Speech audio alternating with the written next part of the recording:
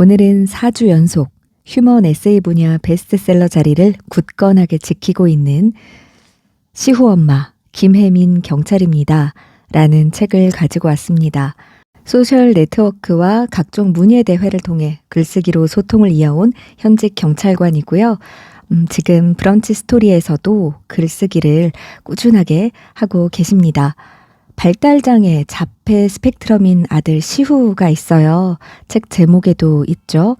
네, 시후가 3살이던 해 가을에 휴직을 선언하고 무려 6년 만인 지난해 경찰 현장으로 복귀를 했습니다. 그동안 한정됐던 시야를 같은 어려움을 호소하는 이들에게로 넓혀가는 중이다라고 하시는데요. 주변으로부터 희망주의자라는 말을 들어도 여전히 동그랗고 낭만적인 세상을 꿈꾸는 이상한 경찰이라고 자기소개를 하고 있습니다. 우리 김혜민 작가님은 정말 첫인상도 그렇고 굉장히 진중한 사람이다. 이 사람은 허튼 말은 하지 않겠다. 이런 뭔가 단단함이 저는 느껴졌거든요.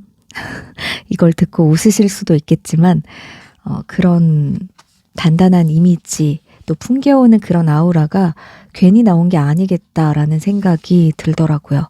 이 책을 읽고 나니까. 정말 마음을 울리고 또 생각을 많이 하게 되는 그런 에세이예요. 시후의 그런 순수한 마음, 또 엄마의 솔직한 이야기, 어떻게 우리가 장애를 가진 아이들을 바라봐야 하는지도 한 번씩 좀 깊이 생각해 볼 수 있게 하는 그런 진솔한 수필입니다. 같이 한번 읽어볼게요. 동정심 오지라퍼. 남자아이는 원래 좀 늦어. 엄마인 내가 혹여 알아들을까봐 알 수 없는 외계어를 중얼거린다. 오른손 손끝에 힘을 줘 재빨리 눈 가까이 가져와 별처럼 반짝인다. 그제야 만족스러운지 해맑게 웃는다. 그 미소가 이뻐 조심스레 다가가 이름을 불렀으나 방해받고 싶지 않은지 나의 목소리를 들어도 듣지 못한 척 자기 세상에 빠져있다. 그 순간 나도 녀석의 미소에 속아 전환하지 못하고 뒤에 서서 조용히 아이의 파동을 함께 느낀다. 시후야, 아들. 오늘의 시후는 어제와 똑같았다. 우는 일이 거의 없는 시후는 귀찮게 하는 일도 목소리를 높일 일도 만들지 않는 아이였다. 설거지하는 동안 홀로 여기저기를 탐색하던 아이는 재빨리 뱅글 돌다가 쿵 하는 소리와 함께 주저앉아 까르륵 웃기도 했다.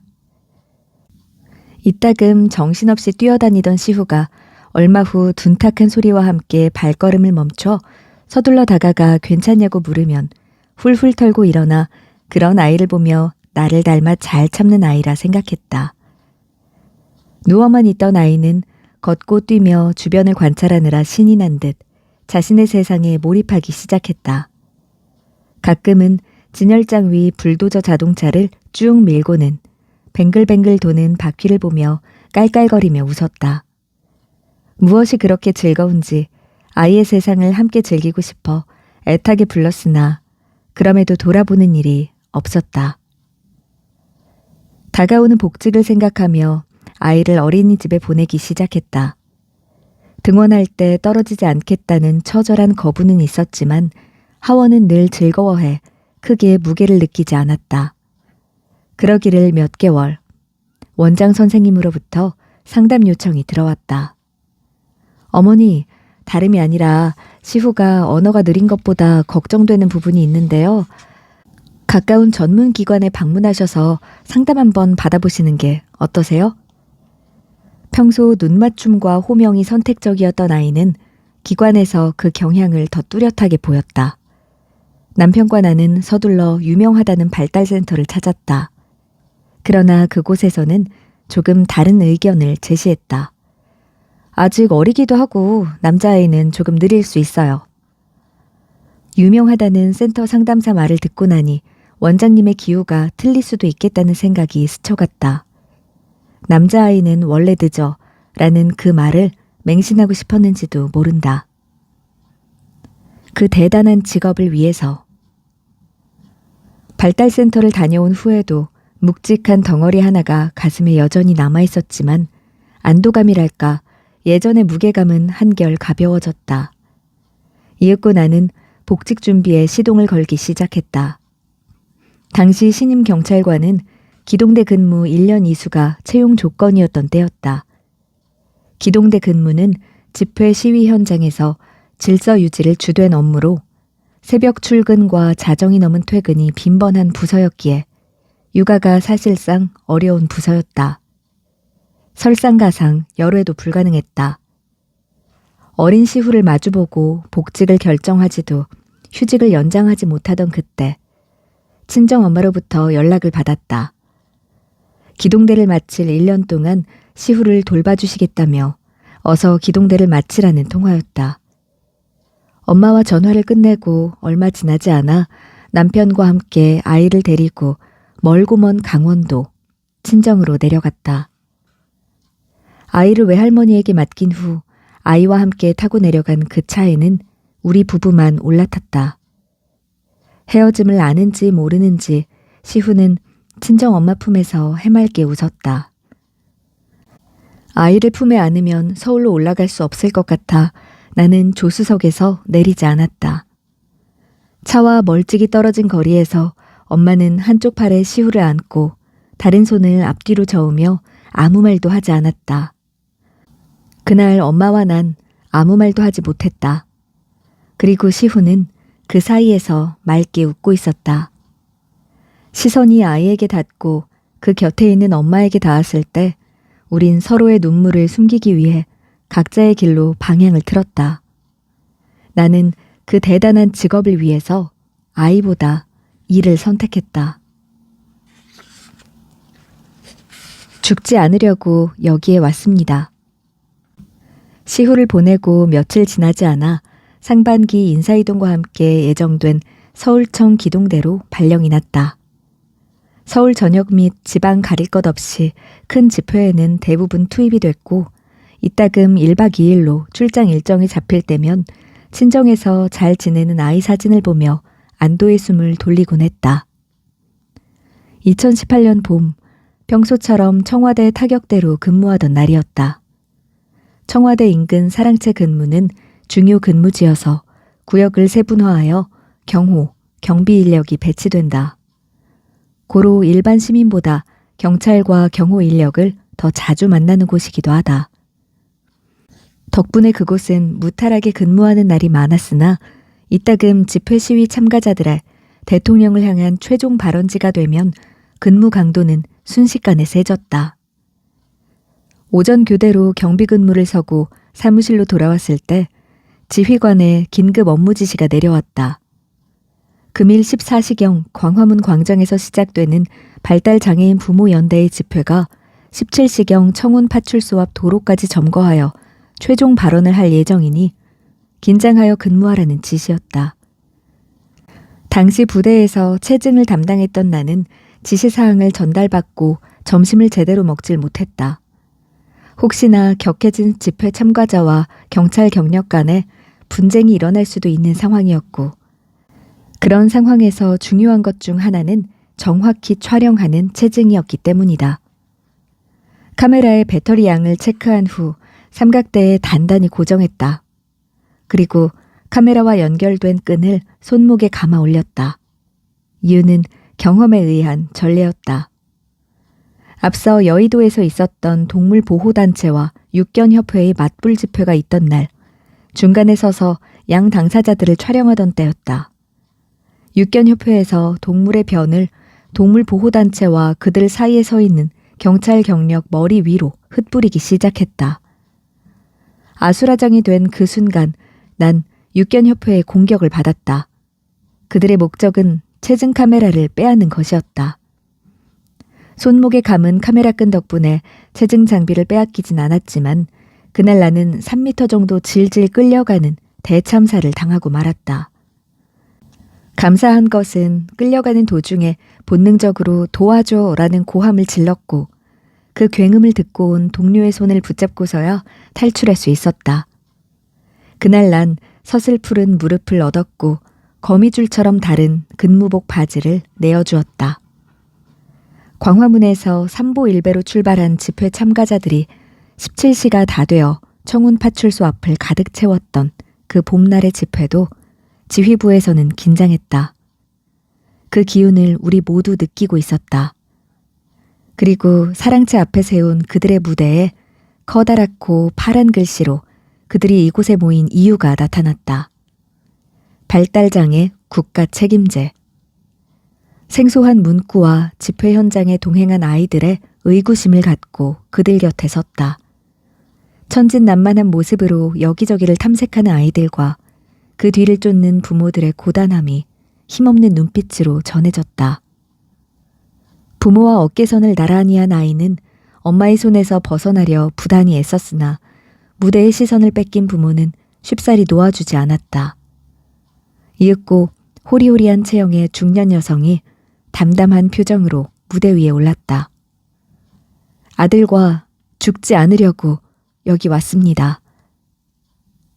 그녀의 선창을 시작으로 그녀를 포함한 참가자가 이발기로 머리카락을 빠르게 잘라갔다. 그 모습은 의외로 담담했다. 삭발식이 끝나자 그 앞에 자리를 채웠던 나머지 참가자들도 서로의 머리를 밀기 시작했다. 충격적이었다. 부모 209명의 눈물 섞인 삭발식이 내 눈앞에서 펼쳐졌다. 수많은 부모들의 붉은 볼을 타고 내려오는 눈물의 속도만큼 아이의 손을 더 힘껏 잡았다. 그리고 부모의 손에 잡혀있는 아이들은 이곳의 비통함을 아는지 모르는지 그저 해맑게 웃고 있었다. 이름도 낯선 발달 장애인에 대한 첫 기억이었다. 그들 앞에 섰다. 삼각대에 고정된 카메라의 전원을 켜 현장을 담으려 노력했다. 그러나 예상보다 많은 참가자를 앵글이 수용하지 못했다. 나는 왼쪽에서 오른쪽으로 천천히 시선을 옮기며 현장을 담았다. 집회는 이제껏 경험한 현장과 많이 달랐다. 희끗희끗한 머리에 보호자 손을 잡고 앉아있는 성인 남성, 아버지의 품에 안긴 몸이 불편한 어린이, 방향을 예측할 수 없이 해맑게 뛰는 학생과 그 뒤를 쫓는 어머니. 그들을 보고 있자니 법과 정의의 관점은 사라지고 연민과 안타까움이 가슴을 메웠다. 부모와 아이의 상반된 표정 온도에 깊은 숨이 몰려왔다. 저분들 얼마나 힘들까. 그리고 그해 가을, 지난 집회가 내게 다른 의미로 다가왔다. 난 특별한 아이를 아들로 둔 대한민국 경찰관이다. 달라도 너무 달라. 자폐인가 봐. 시후가 친정으로 내려간 지 7개월이 되던 그해 가을, 엄마로부터 연락이 왔다. 딸, 서울의 큰 병원 예약 좀 해줘. 엄마는 정기검진 중 자궁 내막증 진단과 함께 자궁 및 난소 적출 불가피라는 의사 소견을 듣게 됐다. 같은 여성임에도 그때의 나는 소중한 신체 일부분의 상실이 얼마나 큰 아픔일지 공감하기보다 작고 소중한 시우에게 더 마음이 쓰였다. 이기적인 난 엄마에게 어떤 말도 건네지 못했다. 수술 내년에 할까봐. 금쪽 같은 손주에게 마음이 쓰인 엄마는 수술을 결정하지 못하고 있었다. 부끄러움을 넘어 죄책감은 붉은 기운과 함께 순식간에 나를 뒤덮었다. 무슨 소리야. 빨리 수술 날짜 잡자. 서둘러 엄마 수술과 회복까지의 기간을 한 달로 잡고 회사에 휴가를 신청했다. 업무 특성상 한 달 휴가를 낼 수 없는 자리였으나 지휘관을 찾아가 부탁하고 간청할 수밖에 없는 상황이었다. 그렇게 아이는 8개월 만에 한 달을 기약하고 우리 곁으로 돌아왔다. 돌아온 집은 이미 아이에게 낯선 공간이 되었지만 우리는 하루 이틀이면 바로 적응할 거라고 생각했다. 그러나 아니란 생각을 비웃듯 며칠이 지나지 않아 기어이 일이 터지고 말았다. 코앞에 놓인 추석 연휴에 휴가를 빼지 못해 남편과 아이가 단둘이 지내야 하는 상황이 됐다. 연휴 내내 온종일 아이를 돌봐야 하는 남편은 최후의 수단으로 아이와 단둘이 시댁에 가기로 했다. 집에서 둘이 있는 것보다 시어머니 손이 더해지는 편이 나아 보여 나는 신신당부하며 기차역까지 부자를 배웅했다. 여보, 시후 옆에서 항상 있어주고 무슨 일 있으면 전화하고. 걱정하지 마. 내가 알아서 할게. 일하는 중간중간 건 전화에서 남편은 시후 잘 있으니 걱정 안 해도 돼 라고 했다. 그렇게 무탈하게 연휴가 끝이 나는 듯 보였다. 그런데 연휴 마지막 날 서울로 올라와 평소와 같이 아이가 잠든 시간 남편은 갑자기 할 말이 있다며 나를 거실로 이끌었다. 무거운 표정으로 거실 한편에 주저앉은 남편은 울먹이며 불안정한 톤으로 입을 뗐다. 여보, 우리 시후가 자폐인가 봐. 뭐라고? 할머니 집에 갔는데 친척들이 우리 시후가 이상하대. 병원 가보라고. 아이는 26개월. 발화는 몇 개 단어를 내뱉는 정도. 여전히 눈맞춤과 호명이 선택적인 상황이었다.